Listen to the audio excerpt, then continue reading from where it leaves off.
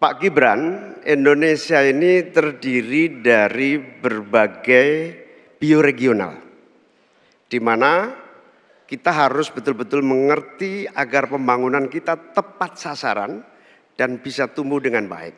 Pertanyaannya, bagaimana strategi Anda melaksanakan pembangunan berbasis bioregional itu agar keadilan iklim terjaga, keadilan sosial terwujud, keadilan ekologi terlaksana dengan baik, keadilan antar generasi juga terwujud, sekaligus keadilan sosial.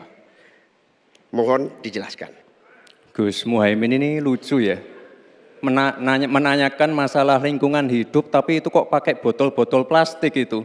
Padahal saya, Pak Ganjar, Prof. Mahfud pakai botol kaca, itu gimana itu komitmennya? Botol plastik semua itu. Tapi nggak apa-apa, kita kembali lagi ke topik ya.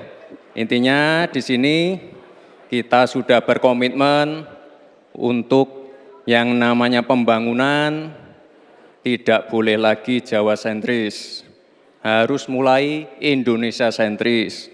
Kemarin Gus Muhaimin menolak IKN, tidak apa-apa, akan kita lanjutkan dan akan kita perkuat IKN itu. Sekali lagi yang namanya pembangunan yang masif harus memperhatikan aspek lingkungan, sosial dan keberlanjutannya. Kita pastikan mencari titik tengah, sekali lagi titik tengah, titik keseimbangan. Membangun hilirisasi industri, tapi harus memperhatikan lingkungan hidup. Menggenjot produktivitas para petani, sektor maritim, tapi juga harus menjaga keseimbangan alam. Pastikan sekali lagi AMDAL, analisa lingkungan, sustainability report bisa tersajikan dengan baik dan pastikan menggandeng pengusaha-pengusaha lokal, UMKM lokal.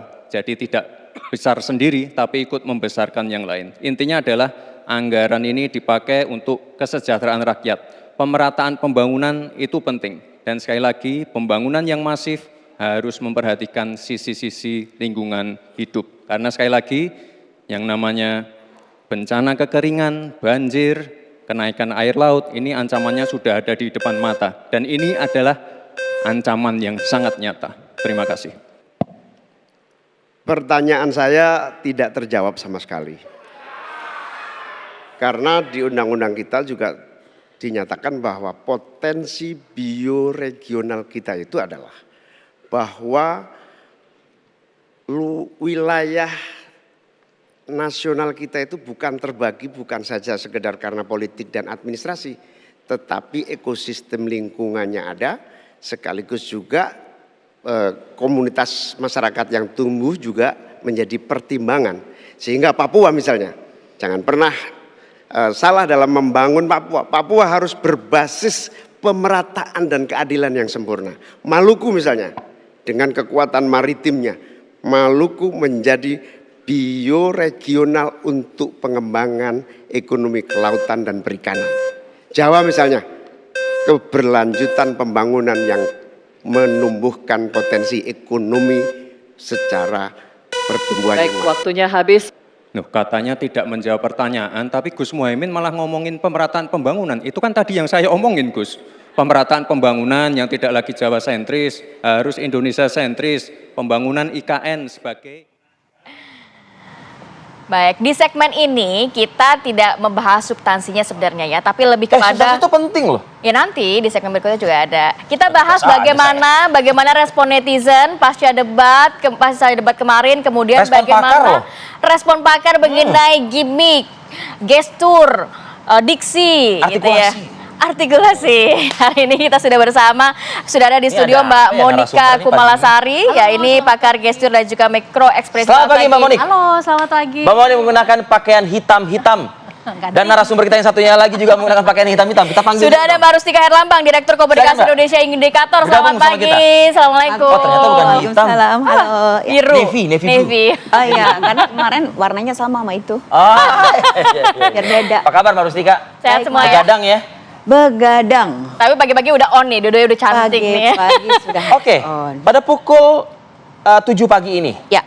Bagaimana respon netizen menanggapi debat cawapres terakhir atau keempat? Jadi kalau kita lihat sampai sebenarnya situasi itu semalam paling ramai puncaknya tuh jam 11 dan kemudian jam 12 sudah mulai menurun gitu.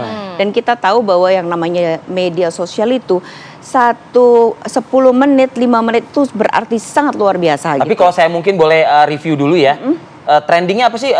Kering Oh iya. kelinci. Terus ada itu. songong. Ada songong Apalagi? gitu. Kemudian tuh ada beberapa hal yang sebenarnya sangat negatif sih gitu. Dan itu juga terkonfirmasi kalau kita melihat dari framing gitu ya. Dari percakapan para netizen terhadap debat tersebut itu, ini mungkin dengan tone terbanyak negatifnya gitu. Negatif untuk salah satu paslon atau untuk Sebenarnya lebih ke salah satu paslon, tetapi karena dia menyeret paslon yang lain sehingga kena semuanya gitu. Itulah yang terjadi dalam tadi malam, perdebatan yang sangat luar biasa gitu. sentimen positif kemana, sentimen negatif kemana? Nah, jadi sebenarnya tadi malam itu adalah sebuah pertaruhan terakhir kalau saya sampaikan gitu.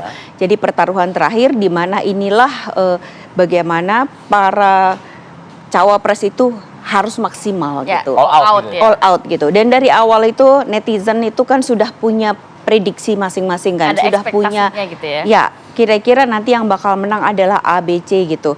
Nah, tetapi ternyata di dalam debat itu segala sesuatunya sangat berubah. Jadi konteks, situasi, peristiwa, panas, provokasi itu mempengaruhi Artinya terhadap tidak ada yang dominan selayaknya debat sebelumnya. sebenarnya. Jadi kalau semalam itu dia lebih banyak netizen itu kan fokus pada bad news is good news ya gitu. Artinya ternyata saling serang itu dianggap sama netizen sebagai sesuatu yang akhirnya menjadi atensi mereka gitu. Jadi bicara soal etika, soal kok jadi menyerang secara personal gitu. Kok kesannya melecehkan. Nah, itu sebenarnya yang membuat situasi itu menjadi sangat dalam tanda petik buruk tadi malam gitu. Jadi nggak banyak lebih bahas substansi yang mereka bahas kemarin itu ya? Ada beberapa, tetapi ya kalau kita lihat di data gitu ya, ada misalnya 10 isu besar yang banyak diperbincangkan gitu. Ini ada substansinya juga nih. Yang pertama adalah soal agraria. Kedua itu, nah kita balik lagi soal Tomlembong. Itu ternyata engagementnya terbanyak kedua Cukup gitu. tinggi ya. Jadi di Ada satu yang rindu sisi, Tomlembong. Beberapa kali disampaikan kemarin. jadi itulah yang sebenarnya yang membuat akhirnya bagaimana misalnya di antara 3 paslon itu sudah tampil maksimal dan di sini tuh Muhaimin dia mengambil panggung gitu. Ada yang rindu Tomlembong. Nah, seperti itu. Ketiga songong. Engagement terbesar. Keempat adalah soal hilirisasi, betul. 4. Nah, ini kan juga ada yang itu juga soal deforestasi, terus kemudian soal terminologi sulit. Terminologi sulit. Terminologi sulit. Inflation. Greenflation. Ya, LF. ya itu dia. Lithium bla bla bla. Nah, gitu. Jadi itu yang membuat netizen menganggap lagi loh, kenapa menggunakan istilah-istilah lagi Kok yang masih rumit seperti aja itu. Dan sempat juga tidak dijabarkan sebenarnya maknanya apa kemarin. Betul ya? sekali. Kan ditegur moderator juga kalau nggak salah ya. Iya, terus tapi ada juga yang mungkin kembali lagi gitu ya, menguntungkan dalam tanda petik Muhaimin, Rengas Dengklok, dia nggak jadi culik. Gitu. Jadi hal-hal yang seperti itu. Kemudian gimmick. Kemudian ugal-ugalan. Cari jawaban. Ya, itu adalah salah satu hal yang ternyata sampai pagi ini menjadi trending topik gitu. Wow, Jadi hal-hal yang wow, itu yang menyebabkan kalau kita lihat dari data, raw data, yang kita raw data artinya bahwa kita nggak pisahkan ini tone-nya ditujukan kepada siapa-siapa, itu melihat bahwa ternyata sentimen negatifnya menjadi sangat besar gitu. Dan itu baru saat ini. Baru saat ini. Mbak Monik, sentimen negatif banyak sekali ternyata dari debat Cawapres. Ya. Anda mengiyakan nggak sih ada pilihan netizen itu songong tertinggi dan lain-lainnya itu? Oke, berarti saya akan meng-highlight bahwa apa yang ditangkap oleh netizen sebagai awam, apakah terkonfirm juga nih gitu di dalam dengan pengamatan gesturnya. saya dari mikro maupun makro gesturnya begitu ya. Nah, kata songong gitu ya. Nah, ini muncul ketika masyarakat sendiri mendapatkan suatu rasa bahwa yang sedang berbicara ini menampilkan kesongongan. Nah, jadi kalau kita lihat secara umum di debat sebelumnya ini justru malah 1 dan 3 menyerang 2 ya. Sekarang dari 2 mulai menyerang ke sebelahnya. Nah, kita perhatikan lagi bahwa ada yang berbeda dari penampilan 02 nih. Apa yang bedanya, Mbak? Kali ini mengenakan jaket Naruto. Ya. Apa artinya? Apa Ini maknanya? adalah tokoh ya yang menggambarkan seseorang yang dianggap dikerdilkan, tidak dianggap dan lain-lain akhirnya bisa memimpin. Sosok Naruto seperti itu ya? Iya. Oke. Nah, terus kemudian juga ini adalah kenapa gimmick ini yang diambil, karena memang di usia 20 sampai dengan early 40 lah ya. Sebelum 40 ini memang Anak muda lah ya. Anak muda seperti itu. Nah, jadi pemakaian gimmick-gimmick seperti ini, coba aku mau bayangin ya Mbak, kalau misalnya kita ini pakai cosplay ya, baju apa Batman dan sebagainya, kita akan mencerminkan apa yang dipakai kan. Ya. Oh iya iya. Nah, ini secara otomatis Biar ngeblend begitu ya betul, dengan diri ya. risetnya juga ada seperti ini. Kalau kamu mau change your feeling dan sebagainya, itu rubahlah dengan penampilan atau outfit yang dipakai begitu. Dan ternyata ini terjawab begitu. Itu outfit kan, ya? Itu outfitnya Oke. gitu ya. Nah, terus juga kalau kita lihat lagi ada gerakan pantomim gitu ya, mencari jawaban. Cari jawaban. Ya. Itu Nah, mengagetkan mungkin ya. ini mengagetkan. Nah, pertanyaan kita adalah Bang Monik, ini mohon maaf ya, dengan tidak mengurangi rasa hormat saya kepada semuanya, Iya. itu orang tua loh yang digituin. Iya. Ha. Gitu loh Mbak, itu saya cuma Betul. itu aja sih. Nah, yang akan menjadi pertanyaan kita ini genuine Atau ya, atau memang sudah dipersiapkan? Anda melihatnya? Saya melihat ada jeda nih, jadi artinya memang udah siap dengan gaya Artinya ini. tidak natural ya, Mbak ya? Tidak natural, karena gini, kalau kita melihat naturalnya seorang Mas Gibran gitu ya, ini tidak seperti ini. Oh. Tidak flat, lebih Iya. malah kalau kita lihat dari ekspresi-ekspresinya. Dan ini adalah merupakan Gibran tuh minim gestur kali gitu ya? minim. Jadi seperti saya sampaikan bahwa ada cultural cross yang harus dikesampingkan, karena orang Solo secara tradisi mereka dilarang memang seperti orang Jepang untuk menampilkan ekspresi yang Ekspresi. sesungguhnya. Oh. Oke. Gitu. Sementara ini justru ditampilkan dan kita lihat juga out of podium.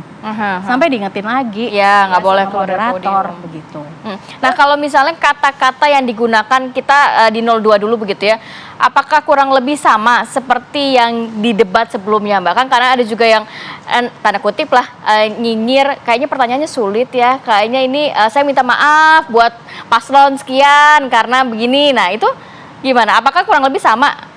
Jadi ada perubahan di debat yang sebelumnya, kita merasakan masih ada kesantunan, Ya. gitu ya. Ketika tadinya yang underdog, terus kemudian di rating dengan baik pada saat itu, kemudian wah pengen ada satu apresiasi yang lebih tinggi lagi, begitu ya, sehingga muncullah yang dirasakan oleh masyarakat songong. Nah, artinya songong yang dirasakan oleh masyarakat ini, apakah diamati dengan gestur dan mikroekspresinya juga hal yang demikian, ternyata mendukung begitu. Oke, jadi ada songong, ada keringe, ada savage, ada tengil. Tengil, ya. Kami akan lanjutkan diskusi pagi ini, tetaplah bersama kami akan kembali.